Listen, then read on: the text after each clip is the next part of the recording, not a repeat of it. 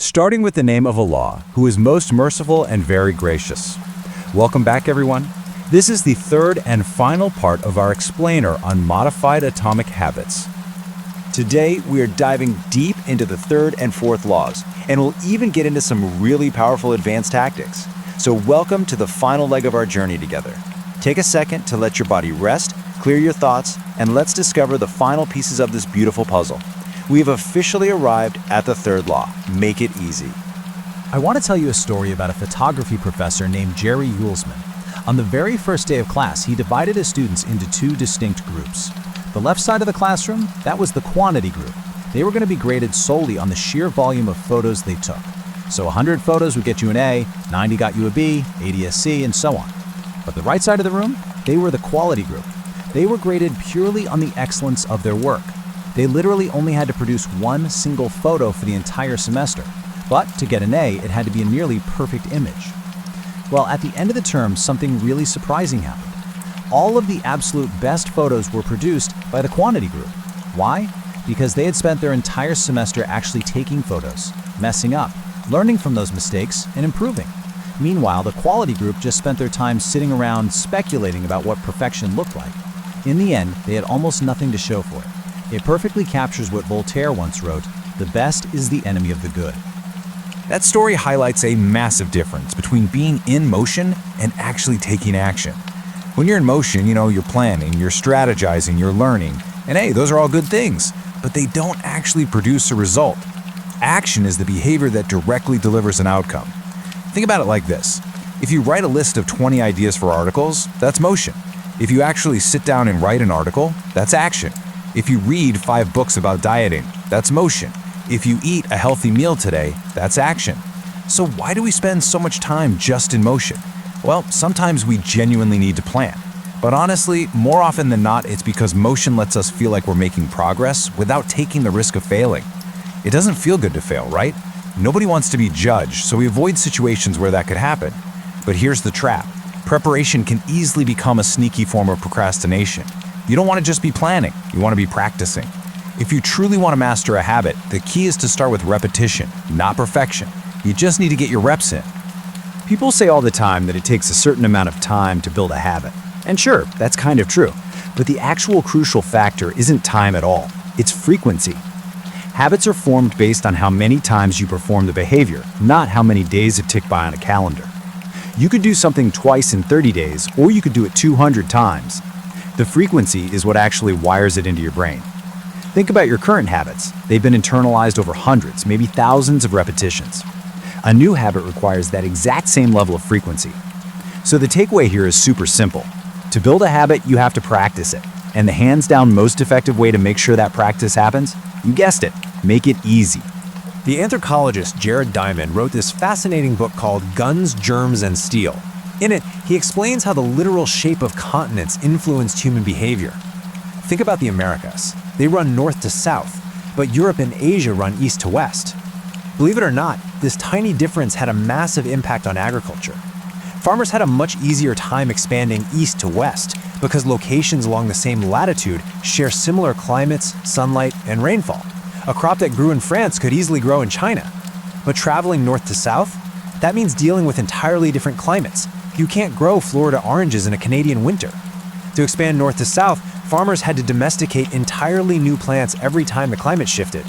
Because of this, agriculture spread 2 to 3 times faster across Europe and Asia than it did in the Americas. Small difference, massive impact. This is what we call the law of least effort. When we're deciding between two similar options, we naturally choose the one that requires the least amount of work.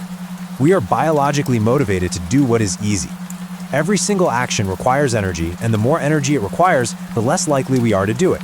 If your goal is to do 100 push-ups a day, that takes a ton of energy. You might be pumped up at first, but after a few days, it's just exhausting. But doing 1 push-up a day, that requires almost 0 energy to start. The less energy a habit requires, the more likely you are to actually do it. Imagine you're holding a garden hose, but there's a sharp bend in the middle. A little bit of water gets through, but not much. If you want more water, you have 2 choices, right? You can crank up the valve and try to force more water through that kink, or you can just straighten out the hose and let the water flow naturally. Trying to pump up your motivation to stick with a really hard habit is exactly like forcing water through a bent hose. Yeah, you can do it, but it's exhausting. Making your habits simple and easy is like just removing the bend in the hose. So how do we reduce this friction?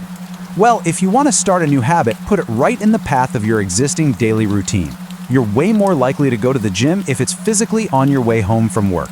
You're more likely to read if the book is sitting right on your pillow.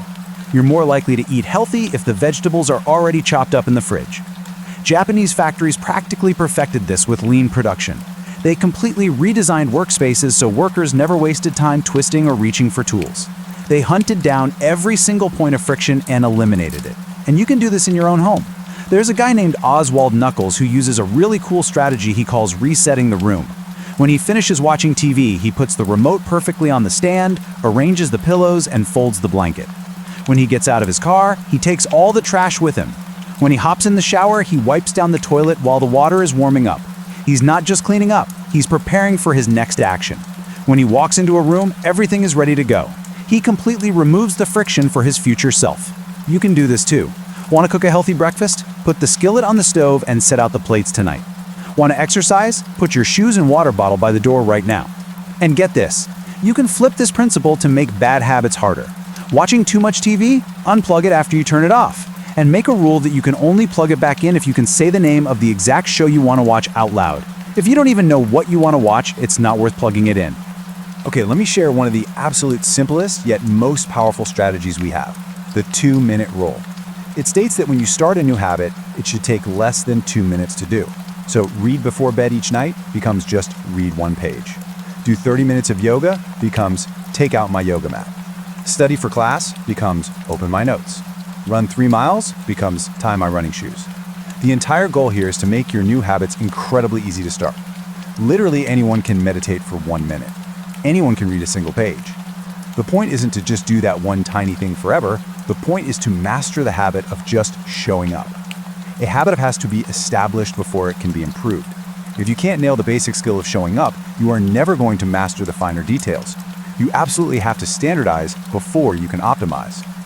The famous dancer and choreographer Twyla Tharp has this brilliant morning ritual. She says, I wake up at 5:30 a.m., put on my workout clothes, my leg warmers, my sweatshirt, and my hat. I walk outside my Manhattan home, hail a taxi, and tell the driver to take me to the gym. Notice what she says next. The ritual is not the stretching and weight training. The ritual is the cab.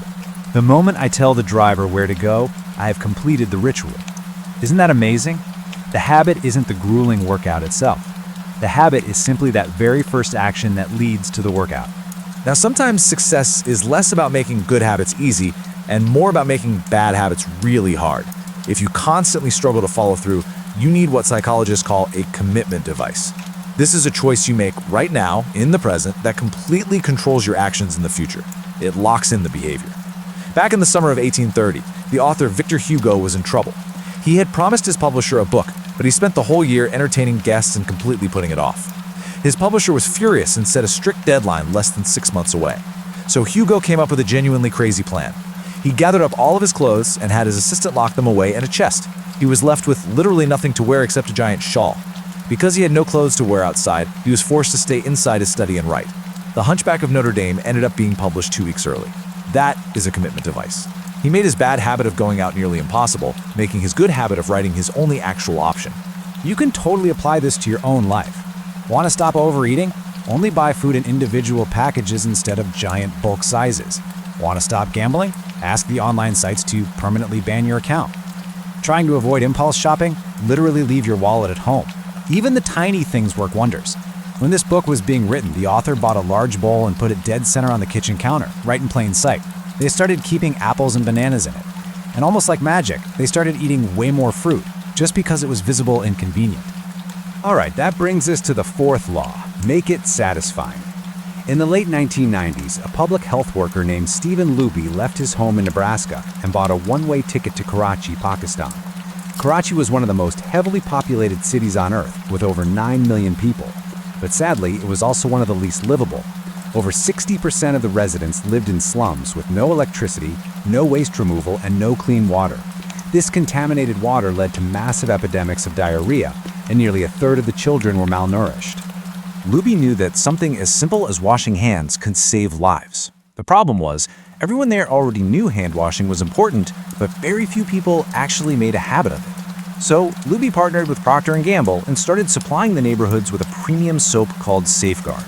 Now, compared to their usual standard soap, Safeguard was just a way better experience. It foamed up easily, it made great suds, and it smelled fantastic. It was just a slightly more pleasurable experience. The results were staggering. Within months, the rate of diarrhea dropped by 52%, pneumonia fell by 48%, skin infections dropped by 35%, and the best part? 6 years later, over 95% of those households still maintained a hand washing station. The habit stuck. The lesson here is profound. We are significantly more likely to repeat a behavior when the experience itself is satisfying. When we feel pleasure, it sends a signal to the brain saying, hey, this feels good, let's do this again. This leads us to the absolute cardinal rule of behavior change. What is immediately rewarded is repeated. What is immediately punished is avoided. But here's our modern problem. We live in a delayed return environment. You go to the gym today, but you don't lose the weight for months. You save money today, but you don't get to retire for decades. You do the work today, but your paycheck doesn't arrive until next week.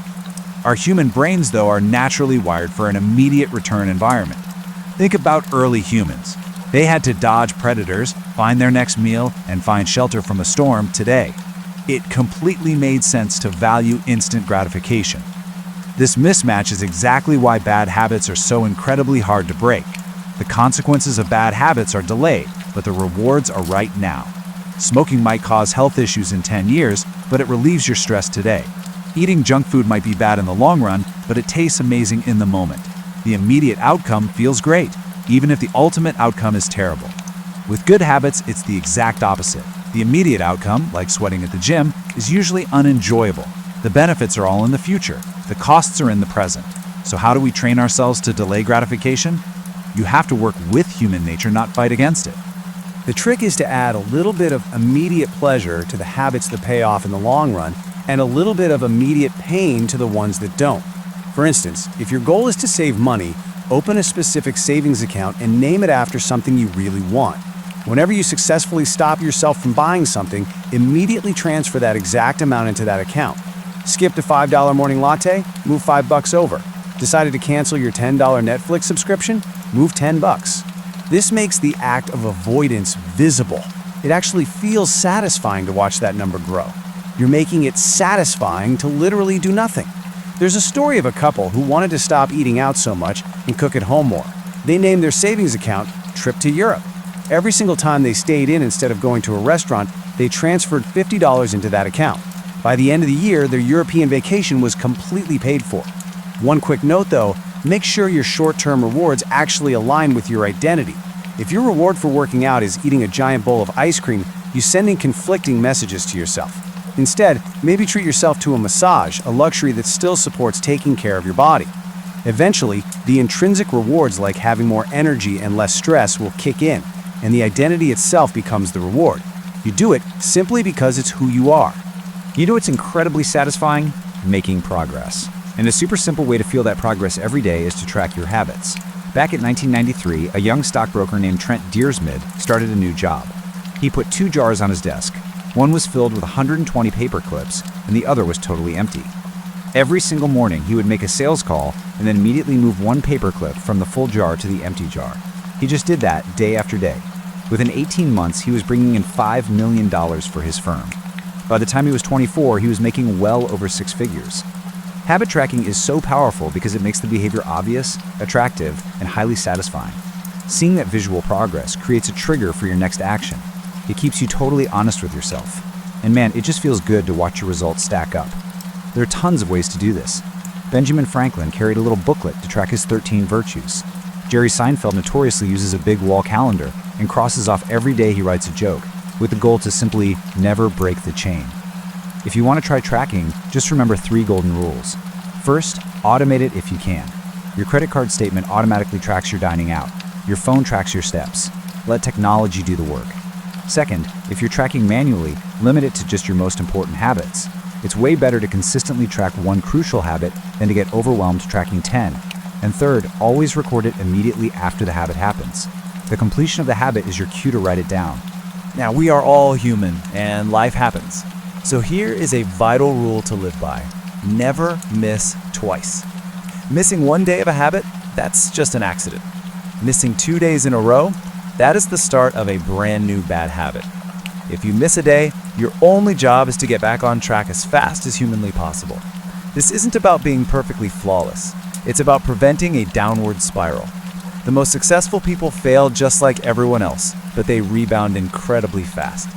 Breaking a habit doesn't ruin your progress as long as you reclaim it quickly. Honestly, the bad workouts are often your most important ones. Showing up on a sluggish day, even for a terrible workout, maintains all the compounding gains you've built up. Just doing something, 10 squats, a few sprints, even a single push-up is massive. It's not about how many calories you burn that day, it's about casting a vote for being the kind of person who doesn't skip workouts. Anyone can train when they feel great, but true progress happens when you show up when you really don't want to. Finally, you can use accountability to make bad habits deeply unsatisfying. In the 1970s, a Harvard professor named Roger Fisher had this literally wild idea to prevent nuclear war. He proposed taking the nuclear launch codes, putting them in a small capsule, and surgically implanting it next to the heart of a volunteer who would carry a butcher knife. If the president ever wanted to launch a strike, he would first have to look that volunteer in the eye and kill them with his own hands. The pain and reality of starting a war would become immediately viscerally real. Now, obviously we can do this on a slightly less dramatic scale using habit contracts. An entrepreneur named Brian Harris really wanted to lose weight, so he drafted a strict contract with his wife and his personal trainer. If he cheated on his diet, he had to pay his trainer $100. If he forgot to weigh himself, he owed his wife $500. And you know what? It worked perfectly. He lost the weight. But you don't even need a formal contract.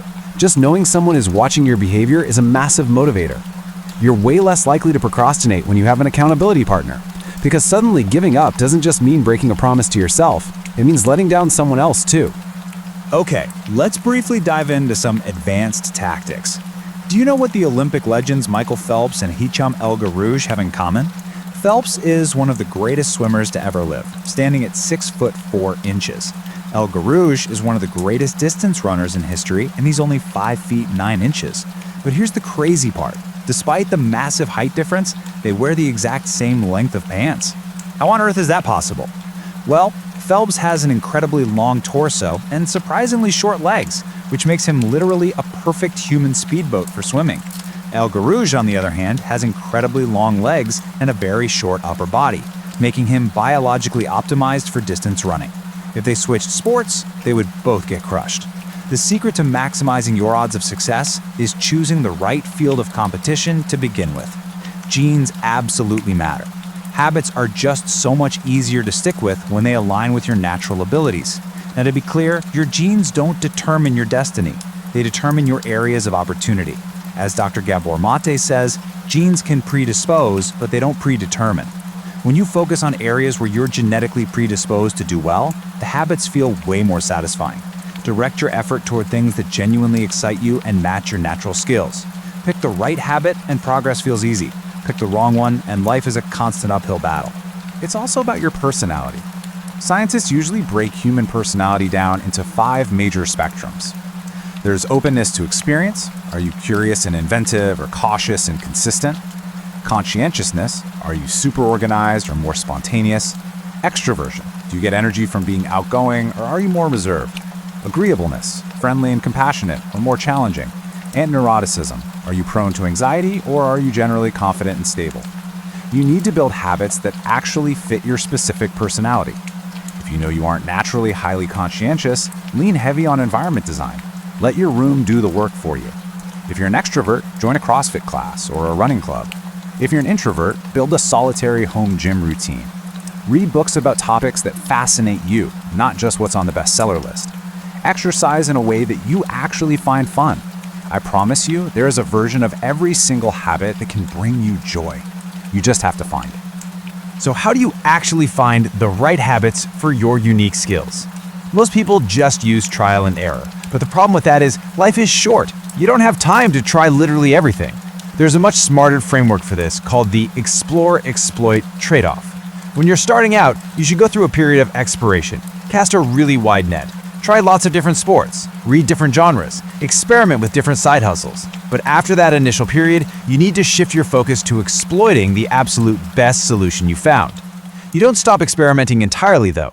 The right balance usually depends on if you're winning or losing. If what you're doing is working and you're winning, keep exploiting it. If it's not working, go back to exploring. As a general rule of thumb, you want to spend about 80 to 90% of your time executing the best strategy you have and use the remaining 10 to 20% to keep exploring new ideas. Now, how do you stay motivated over the long haul? Enter the Goldilocks rule. It states that humans experience peak motivation when we work on tasks that sit right on the razor's edge of our current abilities. Not too impossibly hard, not too boringly easy, just exactly right. When you first start a new habit, keeping it incredibly easy is vital so you actually stick with it. But once you've established that baseline, you have to start advancing in small ways. Those tiny improvements and slightly harder challenges are what keep your brain engaged. Because here is a massive insight. The greatest threat to your success is not failure, it's boredom. When you start something new, it's thrilling, but eventually it just becomes routine. The excitement fades. You start getting bored, so you start looking for a shiny new thing. This is exactly why people jump from one fad diet to another or one workout program to the next. But here's the difference. Professionals stick to the schedule even when it's boring. Amateurs let the urgencies of life pull them off course. To achieve true excellence, you have to be endlessly fascinated by doing the exact same thing over and over again. You literally have to fall in love with boredom. There is a slight catch to habits, though. Once a behavior becomes completely automatic, your brain stops paying attention to the little details. You slip into mindless repetition, and it's super easy to let your form get sloppy or let mistakes slide. So, the actual formula for greatness is habits plus deliberate practice equals mastery. Habits give you the foundation.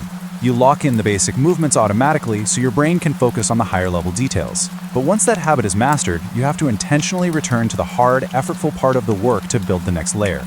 This is why reflection is absolutely essential. The greatest performers in the world all review their progress. The legendary runner Eliud Kipchoge takes detailed notes after every single practice. Olympic swimmer Katie Ledecky logs her wellness, sleep, and nutrition every single day. You should do this too. Try doing an annual review. Ask yourself, what went really well this year? What didn't go so well? And what did I actually learn? Then, 6 months later, do an integrity report. Ask yourself, what are my core values? Am I actually living and working in line with them right now? And how can I set an even higher standard for myself moving forward? As we wrap up, I want to remind you, don't cling too tightly to your current identity. If you let one single belief define your entire self, you lose your ability to adapt when life inevitably throws you a curveball. Keep your identity small. Be flexible. Be soft and yielding rather than hard and brittle. Everything changes, so you need to constantly check in and see if your old habits are actually still serving the person you want to become. There's this amazing ancient Greek parable called the Sorite's Paradox. It poses a simple question. Can one single coin make a person rich? If I give you a pile of 10 coins, you aren't rich. But what if I add one more, and then another, and another? At a certain point, you are undeniably wealthy, which means you have to admit that yes, eventually, one single coin did make you rich. Habits work exactly the same way. Can doing one tiny thing completely transform your life today? Probably not. But what if you did another, and another? The holy grail of behavior change isn't finding one massive 50% improvement. It's finding 1,000 little 1% improvements. It's a bunch of atomic habits stacking on top of each other. Success isn't a finish line you cross. It's a system that you constantly refine. With these 4 laws, making it obvious, attractive, easy, and satisfying, you have the toolkit to build incredible systems. The secret to lasting results is simple. Just never stop improving. It is truly remarkable what you can build if you just don't stop. The business you can build if you don't stop working. The body you can build if you don't stop training. The knowledge you can gain if you don't stop learning. The friendships you can deepen if you don't stop caring. Small habits don't just add up, they compound. That is the incredible power of atomic habits. Tiny changes, remarkable results. And now, as you listen to these words, you might feel a sense of calm settling over you. A quiet reassurance that you don't need to change everything at once. You really don't. You just need to take one small step, one tiny habit, one atomic change, and then another, and then another. And just let the power of those small improvements carry you forward, day by day, toward becoming who you are always meant to be.